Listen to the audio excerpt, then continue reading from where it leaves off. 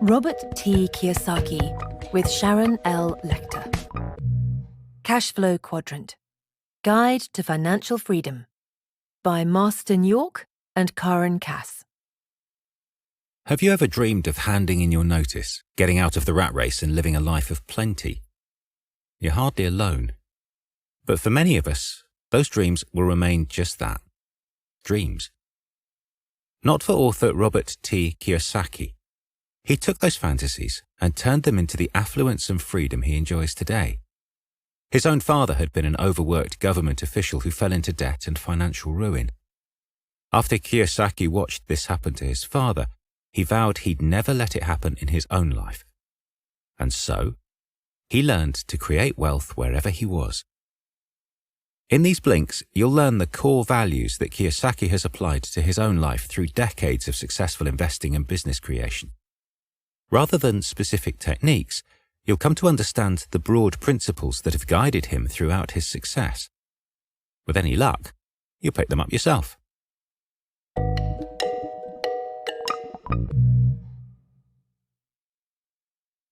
Blink 1 of 9. Let's imagine you drew a simple plus sign on a piece of paper. What do you see? 2 lines, one horizontal and one vertical, right? These lines divide 4 white spaces, and those 4 spaces are called quadrants. The key message here is the different ways in which we earn money can be divided into 4 quadrants. So what are these 4 quadrants? They're each labelled with a letter: E, S, B, and I. On the left-hand side of the plus sign are the E and S quadrants. The E stands for employee, and the S for small business or self-employed. And on the right-hand side, we have the B and I quadrants. The B stands for big business owner, and the I for investor. Now, depending on how you make your living, you belong to one of these 4 quadrants. Over your lifetime, you might earn money from just one, a couple, or all of these quadrants. Take the example of a medical doctor working in the United States today. She could decide to earn a living as an E, as an employee. She can do that by joining the staff of a large hospital or insurance company, working for the government in public health, or becoming a military doctor. In other words, by taking a 9-to-5 job. The same doctor could also choose to be an S, that is, self-employed, and start a private practice. She would set up an office, hire staff, and build a private list of patients. It's still hard work, but she'd have more control. As a third option, this doctor could decide to become a B, or a big business owner. She could own her own clinic and hire other doctors. In that case, she'd probably employ someone else, a business manager, to run the organization. So she'd own the clinic but not have to work in it herself. On the other hand, she could continue as a working medical professional and own a business that's unrelated to medicine. As a high-earning doctor, she'd probably have investable income too, so while practicing medicine, running her clinic, or overseeing her business, she could also become an I, or an investor. She could do that by investing in shares or property. So far so simple, right? This is the basic structure of our society. All of these quadrants require different capabilities and personal characteristics. Some people find their place in life and are happy in whichever quadrant they end up in. There is no right or wrong choice. But what if you want to be financially free? What if you want to escape the world of work and drudgery? Then you'll need to move from the E and S quadrants into the B and I quadrants. In short, from working to owning. We'll see why in the next blink.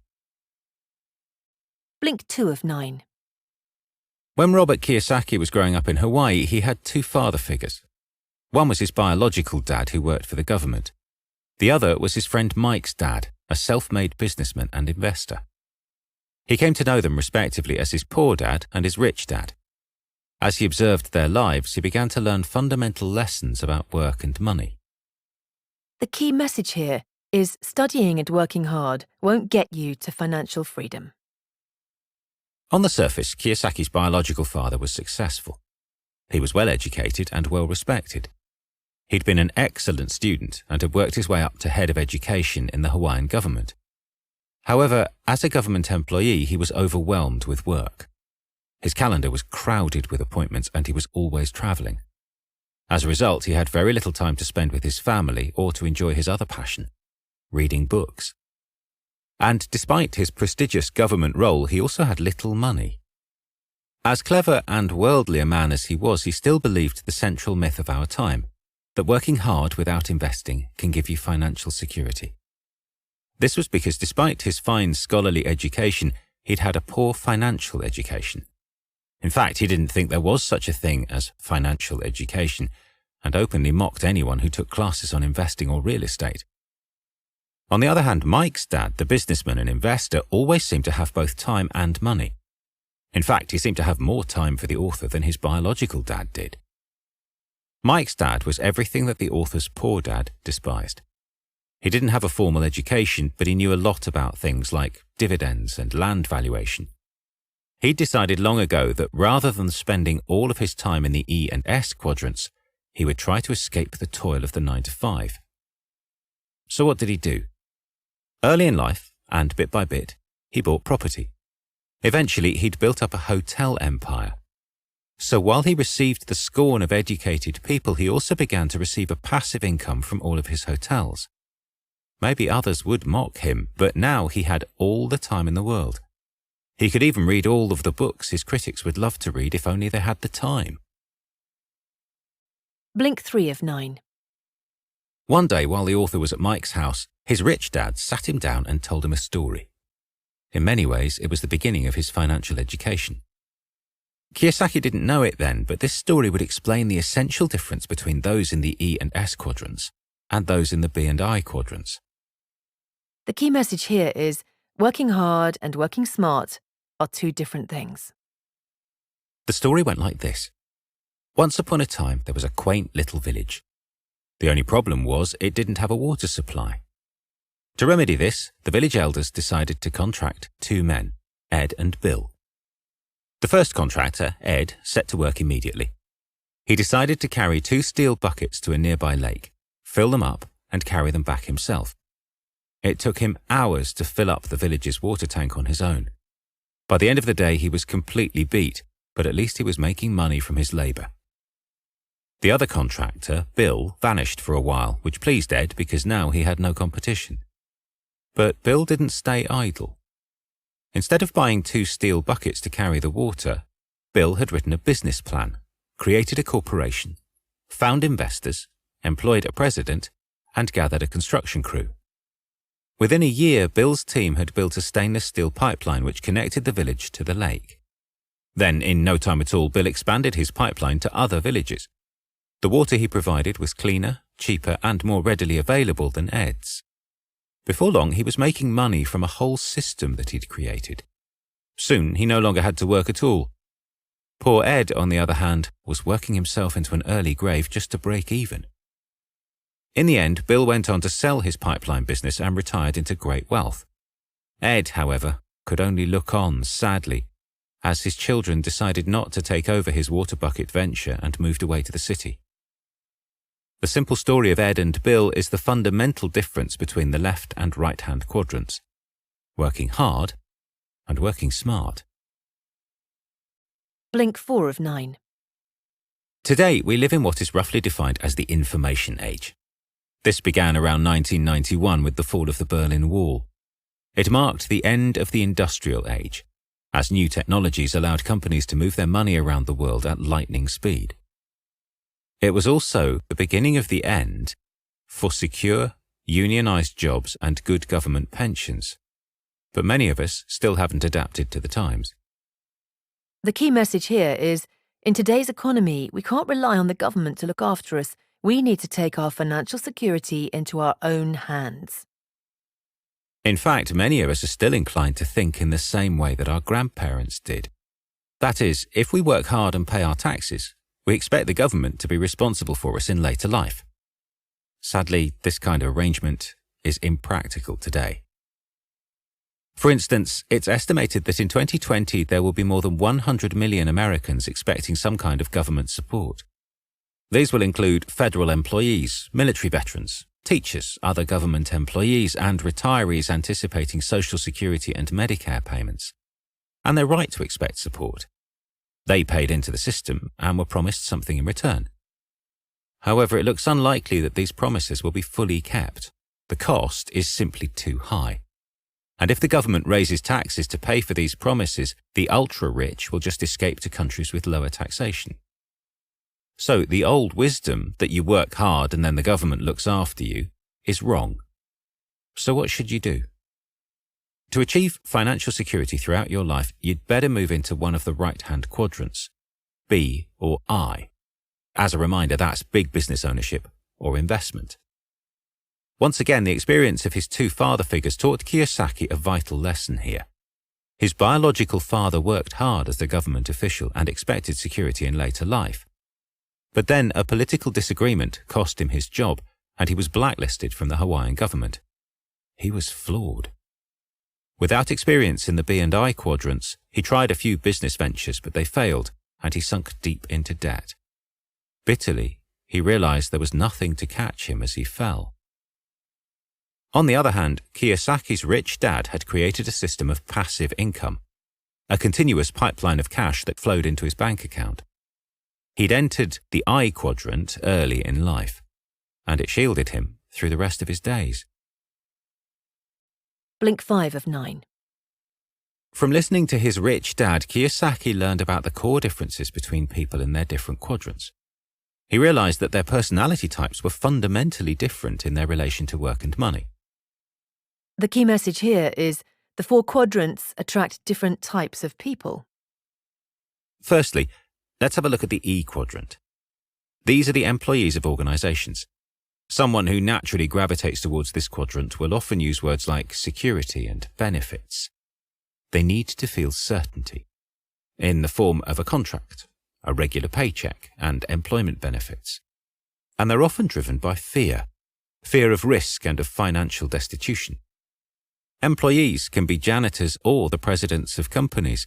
It's not what they do that defines them, but the contractual security that they've chosen. Secondly, there's the S quadrant. These are the self-employed or the owners of small businesses. These people like to be their own boss. When it comes to money, they don't like having their income determined by others. If they work hard, they expect to be paid well. Conversely, if they don't do a decent job, then they understand they'll make less. They're often perfectionists. They believe that nobody can do a better job than they can. For them, independence is more important than money, and they're also driven by fear. In this case, the fear of losing their independence. Thirdly, we come to the B quadrant, the large business owners. In many ways, they're the opposite of those in the S quadrant. They like to surround themselves with smart people from all the other categories. Their chief talent is delegating. Henry Ford was a classic example. He wasn't the most talented financial analyst or mechanical engineer, but he was brilliant at hiring others to do those things for him.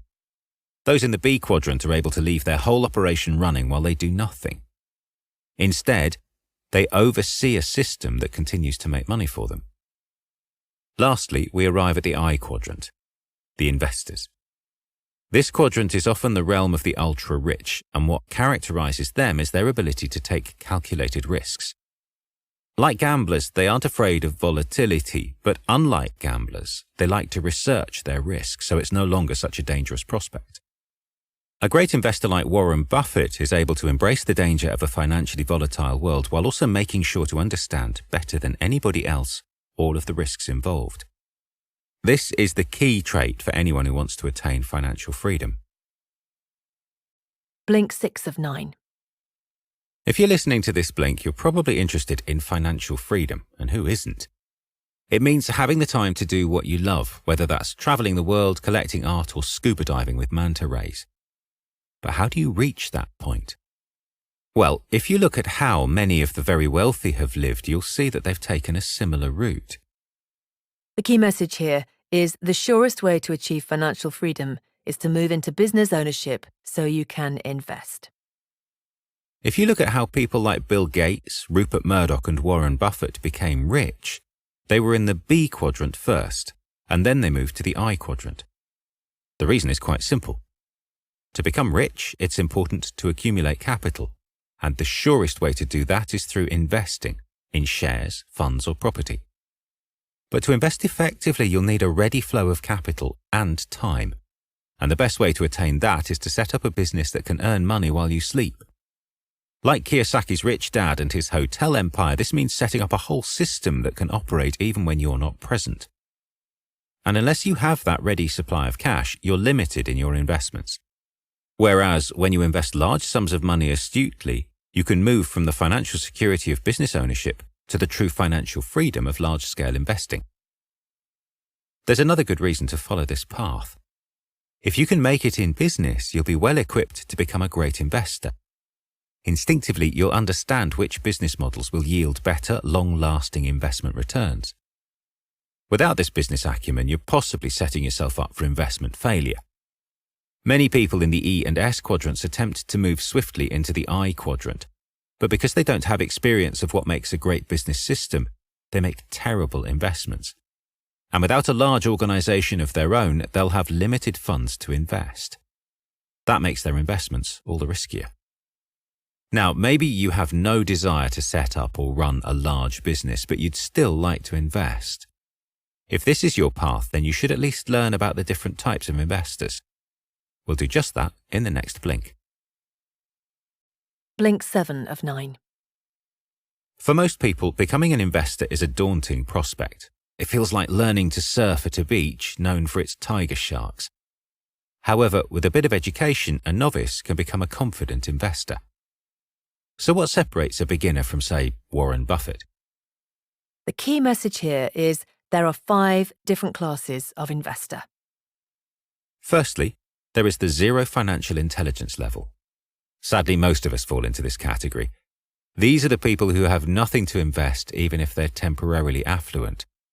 That's because they get into more debt than their income allows for. For them to become investors, they must first balance their basic finances. Secondly, there is the savers are losers level. As the name suggests, this is also a financially illiterate level. The accepted wisdom has been that just saving money means financial security later on. But interest levels are very low in the modern economy, so there is very little return if you just park your money in a bank account. And as we saw with the 2008 financial crisis, those who'd saved their money in bonds, that is, government loans packaged into retirement funds, often had their savings wiped out. Saving is not enough. The third level is the I'm too busy investor. These are people who simply hand over their money to a financial advisor. Though these investors are often more successful than the first 2 groups, they still run a great risk. As many found out after the 2008 crash, their trusted expert was nothing of the sort, and they lost great chunks of their investments. This is because they entrusted their money to people who weren't successful investors themselves. Rather, they were just employees at financial advice firms. Fourth, we come to the I'm a professional level. This is the first real kind of investor. These are people who educate themselves on investing, say in stocks or real estate, and they do their own in-depth research. Because of this, they're more focused in their investments, and they develop a financial education that'll serve them well throughout their lives. In our precarious world, we'd all do well to reach this level of knowledge, whatever else we do. A financial education is itself a great investment. Finally, we have the capitalist level. This is the Warren Buffett level. It entails 2 steps. First, you become a successful B or business owner. Then you plow your capital into riskier investments. It's the best route to great riches. But it's also the steepest mountain to climb. If building a business empire isn't your ambition, then the I'm a professional investor level is more achievable. Blink 8 of 9. We're not always rational. Sometimes the irrational is what makes us human, like when we fall in love. However, with money, our irrationality can be a real problem. The key message here is money provokes irrational feelings which we must overcome. Many of us have illogical fears about all kinds of things. For instance, when Kiyosaki was in the Air Force as a young man, he attended a class on how to survive in the wild in case his plane was shot down. One day, his class had to learn how to eat snakes. When the teacher brought out a harmless garden snake, one of the students, a young macho pilot, jumped up, screamed and ran out of the room. His phobia of snakes overpowered him. And no matter how much he tried to control it, he couldn't. As with snakes, money can also provoke deep phobias.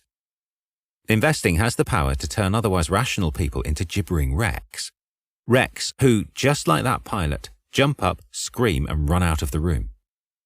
The truth is, many people find it hard to think logically about money. It's an emotional subject because it's so vital to our well-being. Just look at how the financial markets behave. They don't move rationally at all, but leap and fall erratically, driven by fear and greed. But when it comes to money, it's important that your logic triumphs over these feelings. In fact, investing in property or the stock market really doesn't have to be so risky and frightening. Just like the board game Monopoly, the rules are actually very simple. When you're put off by the fear of loss, just remember the best way to win at the game. Secure as many profitable houses as you can. In the real world of money, those houses could be anything from rental properties to stocks, but the same logic applies. It's a real gift to be able to look at money rationally and then learn how to gain it. Kiyosaki learned this early on. As he strove for financial success, he and his wife found themselves homeless, living out of their car. But rather than give in to justifiable fear and abandon their dreams, they knew that if they kept to their path, they'd succeed.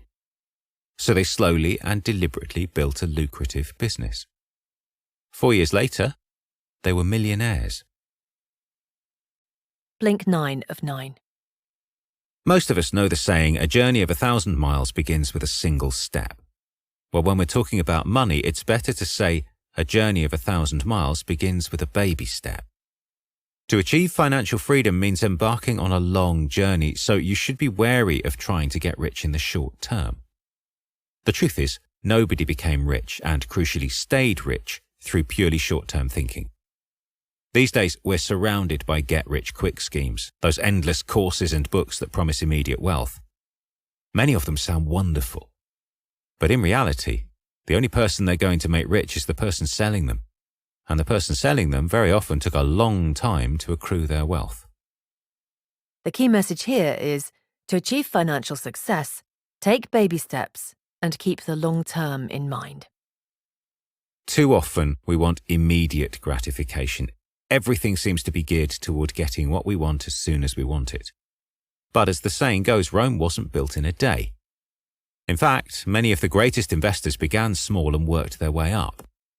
Remember, even Warren Buffett began selling chewing gum door to door, so you must start small and set achievable goals. Don't overextend yourself or your finances in the rush to get rich.